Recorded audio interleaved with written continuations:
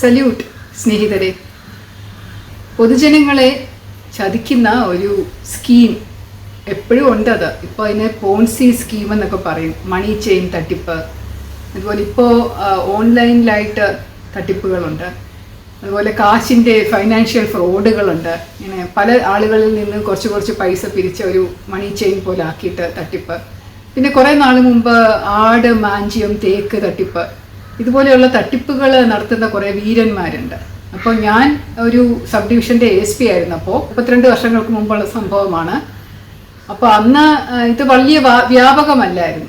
ഇതൊരു hire purchase തട്ടിപ്പായിരുന്നു. Hire purchase scheme തുടങ്ങിയിട്ട് അതിൻ്റെ പേരിൽ ആളുകളെ തട്ടിപ്പ് നടത്തുന്ന ഒരു സ്കീമായിരുന്നു ഇത്. ഞാൻ അറിയുന്നത് വളരെ ഒരു രസകരമായ രീതിയിലാണ്. അതായത് ചേർത്തലയിൽ ASP ആയിട്ട് പോസ്റ്റ് ചെയ്തപ്പോൾ അവിടെ ആദ്യമായിട്ട് പോകുന്ന ഒരു IPS ഓഫീസർ ഞാനായിരുന്നു. ഇതിനു മുമ്പൊക്കെ DYSPമാർ മാത്രം ഇരുന്നിട്ടുള്ള ഒരു പോസ്റ്റാണ്. അപ്പോൾ അന്ന് മന്ത്രിയായിരുന്ന ഗൗരിയമ്മ, KR ഗൗരിയമ്മയുടെ മാഡത്തിൻ്റെ പ്രത്യേക താല്പര്യപ്രകാരമാണ് ആദ്യത്തെ വനിതാ IPS ഓഫീസർ എൻ്റെ നിയോജക മണ്ഡലത്തിൽ വരണം എന്ന് പറഞ്ഞു കൊണ്ടുപോയതാണ് എന്നും പറഞ്ഞു കേട്ടിട്ടുണ്ട്. എന്തായാലും ചേർത്തലയിൽ എന്നെ അവിടെ പോസ്റ്റ് ചെയ്തപ്പോൾ ആദ്യത്തെ ഒരു കേസുകളിൽ ഒന്നായിരുന്നു ഇത്. അപ്പോൾ അവിടെ നേരത്തെ ഉണ്ടായിരുന്ന DYSPമാരെല്ലാവരും വാടക കെട്ടിടങ്ങളിലോ അല്ലെങ്കിൽ വേറെ ഏതെങ്കിലും സ്ഥലത്തോ ഒക്കെയാണ് താമസിച്ചിരുന്നത്. അപ്പോൾ ഞാനാണല്ലോ ആദ്യത്തെ IPS ഓഫീസർ ASP ആയിട്ട് ചെല്ലുന്നത്. അപ്പോൾ എനിക്കൊരു പുതിയ വാടക കെട്ടിടം ഓഫീസിൻ്റെ അടുത്തായിട്ട് കണ്ടുപിടിക്കേണ്ട ആവശ്യമുണ്ടായിരുന്നു.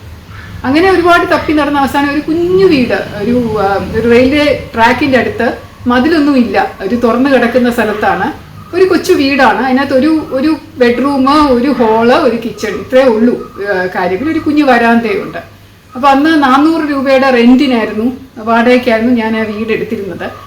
അതിൽ ഒറ്റ ഫർണിച്ചർ ഇല്ലായിരുന്നു. അപ്പോൾ അന്ന് നമ്മൾ ആദ്യമായിട്ട് ഒരു സ്ഥലത്ത് വരുമ്പോൾ നമ്മൾ സാധനങ്ങളൊന്നും കൊണ്ടുവരാറില്ലല്ലോ. എന്തെങ്കിലൊന്നും ഇല്ല, കൊണ്ടുവരാനൊന്നും ഇല്ല. അപ്പോൾ അതുകൊണ്ട് അന്നത്തെ ശമ്പളമൊക്കെ വളരെ തുച്ഛമായിരുന്നത് കൊണ്ടും എല്ലാം പുതിയതായിട്ട് വാങ്ങേണ്ട ആവശ്യമുണ്ടായിരുന്നു.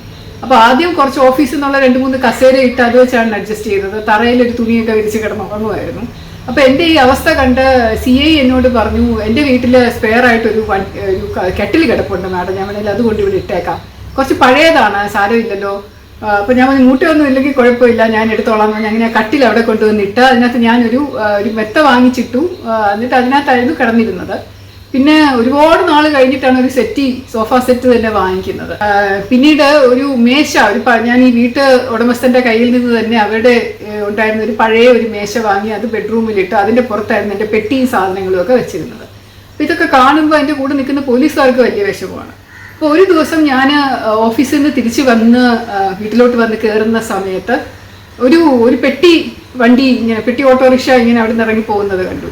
അപ്പം ഞാൻ എന്താണെന്ന് ചോദിച്ചപ്പോൾ എൻ്റെ കൂടെ ഓഫീസിൽ ജോലി ഉണ്ടായിരുന്ന ഒരു പോലീസുകാരൻ, ഒരു പാവമാണ്, അയാൾ എൻ്റെ അടുത്ത് പറഞ്ഞു, മാഡത്തിന് വേണ്ടിയിട്ട് ഇവിടെ ഒരു സ്റ്റീൽ അലുമാരി കൊണ്ട് തൽക്കാലമായിട്ട് വെച്ചിട്ടുണ്ട് എന്ന് പറഞ്ഞു. അപ്പം ഞാൻ താൽക്കാലികം, അന്നത്തെ സമയത്തൊക്കെ സ്റ്റീൽ അലുമാരികൾക്ക് വളരെയധികം പ്രാധാന്യമുണ്ടായിരുന്നു. ഏറ്റവും സേഫ് ആൻഡ് സെക്യൂർ ആയിട്ട് നമ്മുടെ സാധനങ്ങൾ സൂക്ഷിക്കാൻ പറ്റുന്ന സ്റ്റീൽ അലുമാരിയാണല്ലോ. അപ്പോൾ അതിങ്ങനെ കൊണ്ട് വെച്ചിട്ടുണ്ട്. എൻ്റെ ബെഡ്റൂമിൽ ഒരു മൂലയിൽ സ്റ്റീൽ അലുമാരി ഇരിക്കുന്നു. ഗോദ്രേജ് ഒന്നുമല്ല, പക്ഷേ ഏകദേശം അതുപോലെയുള്ള പെയിൻ്റൊക്കെ അടിച്ച ഒരു മിലിറ്ററി ഗ്രീൻ പെയിൻ്റൊക്കെ അടിച്ചൊരു പുതിയ ഒരു സ്റ്റീൽ അലുമാരി ഇരിക്കുന്നത്. അപ്പോൾ ഞാൻ ഇല്ല, ഇതെനിക്ക് ഇവിടെ കൊണ്ട് വെക്കേണ്ട, എത്ര രൂപയാവും ഇത്? അത് പുറത്തുനിന്നൊക്കെ വാങ്ങിക്കുകയാണെങ്കിൽ 10,000-3000 രൂപയൊക്കെ ആവും. ഇതെന്താ, പക്ഷേ ഞാനൊരു ഹയർ പർച്ചേസ് ആളുടെ കയ്യിൽ നിന്ന് ഒപ്പിച്ചെടുത്താൽ ഞാൻ എൻ്റെ വീട്ടിലെ കുറേ സാധനങ്ങൾ അവിടുന്ന് വാങ്ങിച്ചിട്ടുണ്ട്, വിശ്വസിക്കാവുന്നതാണ് മാഡം പതുക്കെ കാശ് കൊടുത്താൽ മതി എന്ന് പറഞ്ഞു. ഞാൻ പറഞ്ഞില്ല, എന്നാൽ ഞാൻ ഇതിൻ്റെ ആദ്യത്തെ ഗഡുവെങ്കിലും അടയ്ക്കട്ടെ, എന്താന്ന് പറയൂ. അത് അതിൻ്റെ ഓണർ വന്ന് മാഡത്തിൻ്റെ ഓഫീസിൽ നാളെ വന്ന് കാണുമെന്ന് പറഞ്ഞു. ഞാൻ സ്റ്റീൽ അലുമാരി തൊടാനോ തുറന്ന സാധനങ്ങൾ അകത്ത് വെക്കാനോ എനിക്കൊരു വിഷമമായിരുന്നു. കാരണം ഈ കാശ് കൊടുക്കാതെ കൊണ്ടുവന്ന് ഒരാളൊരു സാധനം വെക്കുമ്പോൾ അതിലെന്തോ അപാകതയുണ്ടെന്ന് എനിക്ക് എപ്പോഴും പണ്ടേ തോന്നുമായിരുന്നു. ആ സമയത്ത് ഒരു ചേർത്തലയാകുമ്പോൾ അവിടെ കയറിൻ്റെ സ്ഥലമാണല്ലോ. അപ്പോൾ കയർ മാറ്റുകളും നല്ല ഭംഗിയുള്ള മാറ്റുകളൊക്കെ ഉള്ളപ്പോൾ അവിടെയുള്ള ഒരു ആള് എനിക്കൊരു നല്ല പച്ച കളറിലുള്ള ഒരു ഭയങ്കര നല്ല ഒരു കാർപ്പറ്റ് വീട്ടിൽ മാഡത്തിന് ഇടാനെന്ന് പറഞ്ഞുകൊണ്ട് കൊടുത്തു വിട്ടത്. ഞാൻ അതുപോലെ തിരിച്ച് ആളുടെ കയ്യിൽ കൊടുത്തു.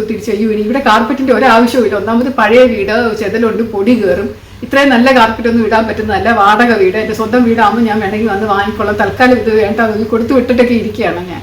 ഇനി പിറ്റേന്ന് ഞാൻ ഓഫീസിലിരിക്കുമ്പോൾ ഇതിൻ്റെ ഒരാൾ വന്നു എന്നെ കാണാനായിട്ട്. ഒരു തമിഴ് ബ്രാഹ്മണനാണ്, നല്ല ഭംഗിയുള്ള ഒരു വെളുത്ത കുടവയറൊക്കെ വെച്ചിട്ട് നല്ല വണ്ണമൊക്കെയുള്ള ഐശ്വര്യമുള്ള മുഖമായിട്ട് ചിരിച്ചുകൊണ്ട് നിറയെ ചന്ദനക്കുറിയും ഭസ്മക്കുറിയും കുറിയൊക്കെ നെറ്റിയിൽ അണിഞ്ഞ് ഒരു നല്ല ഒരു മനുഷ്യൻ. അദ്ദേഹം വന്നിട്ട് പറഞ്ഞു, ഞാൻ വിനായക ഹയർ പർച്ചേസ് സ്കീം അവിടെ ഒരു കമ്പനി ഉണ്ട്, തുടങ്ങിയിട്ട് കുറച്ച് നാളെ ആയുള്ളൂ, അതിൻ്റെ ഉടമസ്ഥനാണ്, തമിഴനാണ്. അപ്പോൾ അയാൾ ഇംഗ്ലീഷിലും തമിഴും കലർന്ന മലയാളത്തിലേക്കാണ് എന്നോട് സംസാരിച്ചത്, മലയാളം ശരിക്കും അറിയില്ല. അയാൾ പറഞ്ഞ അയാൾ കുറേ പേർക്ക് ഇവിടെ ജോലി കൊടുത്തിട്ടുണ്ട്, നാട്ടുകാർക്കായിട്ടുള്ള കുറച്ച് പേർക്ക് ജോലി കൊടുത്തിട്ടുണ്ട്, അയാളുടെ കൂടെയുള്ള കുറച്ച് തമിഴന്മാരുണ്ട്, വലിയ കാറിലൊക്കെയാണ് വന്നത്. അയാൾ പറഞ്ഞ അയാളുടെ കടയിൽ നിന്നുള്ള അയാളുടെ ഹയർ പർച്ചേസ് സ്കീം ഇങ്ങനെ നന്നായിട്ട് നടക്കുന്നുണ്ട്. എല്ലാവരുടെയും പോലീസുകാരുടെ വീട്ടിലും അതുപോലെയുള്ള ഇവിടെയുള്ള ജനങ്ങളുടെ വീട്ടിലും ഒക്കെ അവർക്ക് ആവശ്യമുള്ള എന്തും വീട്ടുപകരണങ്ങൾ എന്തും ഫർണിച്ചർ എന്ത് വേണമെങ്കിലും ഞങ്ങൾ കൊടുക്കും. പതുക്കെ അതിൻ്റെ കാശടച്ചാൽ മതി. അപ്പോൾ ആദ്യത്തെ ഗഡു 2-3 പ്രാവശ്യം അടച്ചു കഴിയുമ്പോഴേക്കും സാധനം വീട്ടിലെത്തിച്ചു കൊടുക്കും. അത് കഴിഞ്ഞ് പിന്നെ അവർ 1-2 വർഷം എടുത്ത് പതുക്കെ ബാക്കിയുള്ള പൈസ അടച്ചാൽ മതി എന്നാണ്. അലുമാരിയുടെ വില എത്താണ്, ഞാൻ എത്രയാണ് തരേണ്ടതെന്ന് ചോദിച്ചപ്പോൾ അയാൾ പറഞ്ഞ ഒരു കാര്യം തെറ്റിപ്പോയി. അയാൾ പറഞ്ഞത്, മാഡം തൽക്കാലം എനിക്കൊന്നും തരണ്ട, അതെൻ്റെ ഒരു ഗിഫ്റ്റായിട്ട് മാഡത്തിൻ്റെ വീട്ടിൽ ഇരുന്നോട്ടെ, വേണ്ടാന്ന് തോന്നുമ്പോൾ എന്നോട് പറഞ്ഞാൽ മതി, ഞാൻ വന്ന ആളെ വിട്ട് അത് എടുപ്പിച്ചോളാം, തൽക്കാലത്തേക്ക് മാഡത്തിന് ഉപയോഗിക്കാനായിട്ട് എൻ്റെ ഗിഫ്റ്റായിട്ട് അതിരുന്നോട്ടെ. അപ്പം ഞാൻ നല്ല പുത്തൻ സാധനമാണല്ലോ, അങ്ങനെ ഗിഫ്റ്റായിട്ട് തന്നാൽ വേറെ ആർക്കെങ്കിലും വേണ്ടി വാങ്ങി വെച്ചിരിക്കുന്നതല്ലേ പറഞ്ഞാൽ, അല്ലല്ല, ഞങ്ങളുടെ കയ്യിൽ ഒരുപാടെണ്ണം ഉണ്ട്, ഒരുപാട് ആൾക്കാർക്ക് ഇങ്ങനെ സ്റ്റീൽ അലമാരി വേണമെന്ന് പറഞ്ഞ് വരുന്നുണ്ട്, അപ്പോൾ കുറേ എണ്ണം ബൾക്കായിട്ട് എടുക്കുമ്പോൾ ഇങ്ങനെ വേണം എക്സസ് കിട്ടുന്നതാണ്, അതുകൊണ്ട് അത് അവിടെ ഇരുന്നോട്ടെ എന്ന് പറഞ്ഞപ്പോൾ അപ്പം എനിക്ക് ഒരു സംശയം ഇങ്ങനെ മനസ്സിൽ കൂടെ പോയെങ്കിലും അയാൾ തൊഴുതിട്ടൊക്കെ പോട്ടെ എന്ന് വിചാരിച്ചു. ഞാൻ അതിനെപ്പറ്റി പിന്നീട് ഇരുന്ന് ഒരുപാട് ചിന്തിച്ച് നോക്കിയപ്പോൾ എനിക്ക് മനസ്സിലായി ഇത് ഭയങ്കര തട്ടിപ്പാണ്.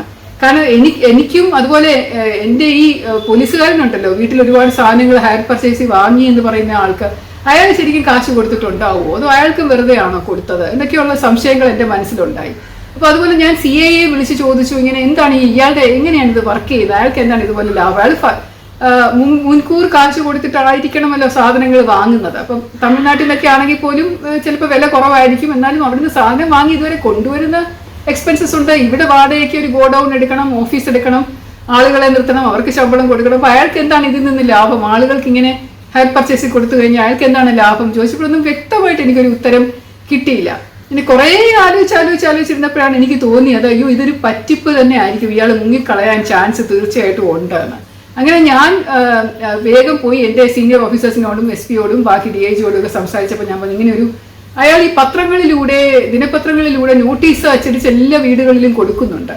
അപ്പൊ അങ്ങനെ പല ആൾക്കാരും ഒരുപാട്, ഇപ്പൊ അയാളുടെ ഓഫീസിന്റെ മുമ്പിൽ ചെന്നാലും അയാളുടെ ഗോഡൌണിന്റെ മുമ്പിൽ ചെന്നാലും എപ്പോഴും നല്ല തിരക്കാണ്, ആളുകൾ ഇങ്ങനെ ഒരുപാട് പേര് ഇങ്ങനെ ക്യൂ നിൽക്കുന്നത് കാണാറുണ്ട്.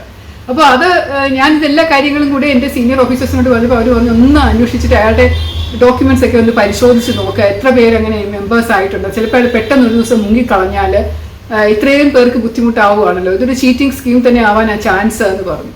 അപ്പോൾ ഞാൻ തിരിച്ച് എൻ്റെ ഓഫീസിൽ വന്നിട്ട് ഞാൻ പെട്ടെന്ന് തന്നെ എൻ്റെ ഓഫീസിൽ അലുമാരി കൊണ്ടുവന്ന ആളെ ഞാൻ വിളിച്ചിട്ട്, ആ പോലീസുകാരനെ വിളിച്ചിട്ട് ഞാൻ പറഞ്ഞു, ആ അലുമാരി ഉപയോഗിക്കാതെ എൻ്റെ വീട്ടിൽ തന്നെ ഇരിക്കണം, ഇന്ന് തന്നെ ആളെ വിളിച്ച് അതങ്ങ് തിരിച്ചു കൊടുത്തേക്കാം, എൻ്റെ കയ്യിൽ അത് വാങ്ങിക്കാനുള്ള ഇപ്പോഴത്തെ സാമ്പത്തിക നിലയിൽ അത് പറ്റില്ല, അതുകൊണ്ട് അതിപ്പോൾ തന്നെ തിരിച്ചു കൊടുത്തേക്കുമെന്ന് പറഞ്ഞാൽ ആദ്യം ഞാൻ അത് തിരിച്ച് അയാളുടെ ഗോഡൗണിൽ കൊണ്ടുവന്ന് എത്തിച്ച് കഴിഞ്ഞിട്ടാണ് ഞാൻ എൻ്റെ ഒരു സെലക്ട് ആയിട്ടുള്ള 2-3 ഓഫീസേഴ്സിനെ പിടിച്ചിരുത്തിയിട്ട് ഞാൻ പറഞ്ഞു, നമുക്കിതൊന്ന് പരിശോധിച്ച് നോക്കാം, അയാൾ എത്ര ആൾക്കാരുടെ കയ്യിൽ നിന്ന് കാശ് വാങ്ങിച്ചിട്ടുണ്ട്, എത്ര സാധനങ്ങൾ കൊടുത്തിട്ടുണ്ട്, എത്ര പേരോട് അയാൾ ഒഴിവ് കഴിവുകൾ പറയുന്നുണ്ട്, അയാളുടെ രജിസ്റ്റേഴ്സ് എന്താണ്, അയാളുടെ ഡോക്യുമെന്റ്സ് എന്താണ്, ഇതൊക്കെ നമുക്കൊന്ന് പരിശോധിച്ച് നോക്കാം, രജിസ്റ്റേർഡ് കമ്പനിയാണോ, ടാക്സ് കൊടുക്കുന്നുണ്ടോ, ഇതൊക്കെ ഒന്ന് നോക്കാമെന്ന് പറഞ്ഞ് ഞങ്ങൾ ഒരു ദിവസം ഞാൻ എൻ്റെ ഓഫീസേഴ്സിനെ അവിടെ വിട്ട് അതൊക്കെ പരിശോധിച്ചപ്പോൾ ഒന്നുമില്ല. അവിടെ വെറുതെ ഒരു തമിഴൻ വന്ന് കുറച്ച് ആളുകൾക്ക് ജോലിയും കൊടുത്ത് അവിടെ വന്ന് ഒരു ഓഫീസും ഒരു ഗോഡൗണും എടുത്തൊരു വലിയ ഒരു ഷെഡും എടുത്ത് വെച്ചിട്ട് അതിനകത്ത് ഇങ്ങനെ സാധനങ്ങൾ കൊണ്ട് വാങ്ങിയിട്ടിട്ട് ഇയാൾ ചെയ്യുന്നത് എന്താണെന്ന് വെച്ചാൽ ഒരു ഡോക്യുമെന്റും ഇല്ല, ആകെ ആളുകളെ ജോയിൻ ചെയ്യുന്ന ആൾക്കാരുടെ അഡ്രസ്സും ഡീറ്റെയിൽസും അവർ തരുന്ന കാശിൻ്റെയും ഒക്കെ ഓരോ രജിസ്റ്ററിനകത്ത് ഓരോ മാസം എത്ര തരുന്നു എന്ന് എഴുതി വയ്ക്കും, അതിൻ്റെ ടോട്ടൽ എമൗണ്ട് എത്രയാണെന്ന് എഴുതി വയ്ക്കും. ആദ്യത്തെ 200 പേർക്ക് അയാളെ സാധനങ്ങൾ വീട്ടിൽ കൊണ്ടെത്തിക്കും, 3-ാമത്തെ 4-ാമത്തെ പ്രാവശ്യം പൈസ അടച്ചു കഴിയുമ്പോൾ സാധനം വീട്ടിൽ കൊണ്ടെത്തിക്കുമ്പോൾ അവർക്ക് നല്ലൊരു ഇംപ്രഷൻ കിട്ടുമല്ലോ. അവരത് 10 പേരോട് പറയും, അവരുടെ ബന്ധുക്കളോടും അവരുടെ കൂട്ടുകാരോടും സുഹൃത്തുക്കളോടും അയൽവാസികളോടും ഒക്കെ പറയുമ്പോൾ അവരെല്ലാവരും ഇതിനകത്ത് ചേരും. അങ്ങനെ എല്ലാ ആളുകളും ചേർന്ന് പൈസ അടയ്ക്കുമ്പോൾ അയാൾക്കൊരു നല്ല ബൾക്ക് എമൗണ്ട് കിട്ടും. ഒരു ലക്ഷക്കണക്കിന് രൂപ അയാളുടെ കയ്യിൽ വന്നു കഴിയുമ്പോൾ അയാൾ 1-2 മാസത്തെ ഒഴിവ് കഴിവുകൾ വേണമെങ്കിൽ പറയാം, വന്നിട്ടില്ല അടുത്ത മാസം തരാം എന്നൊക്കെ പറഞ്ഞാൽ ഒഴിവ് കഴിവുകൾ പറഞ്ഞ് മാറ്റി വെക്കാൻ ചിലപ്പോൾ ഒരു ഭയങ്കര ഒരു എമൗണ്ട് അയാളുടെ കിട്ടിക്കഴിയുമ്പോൾ അയാൾക്ക് കടന്നു കളയാമല്ലോ.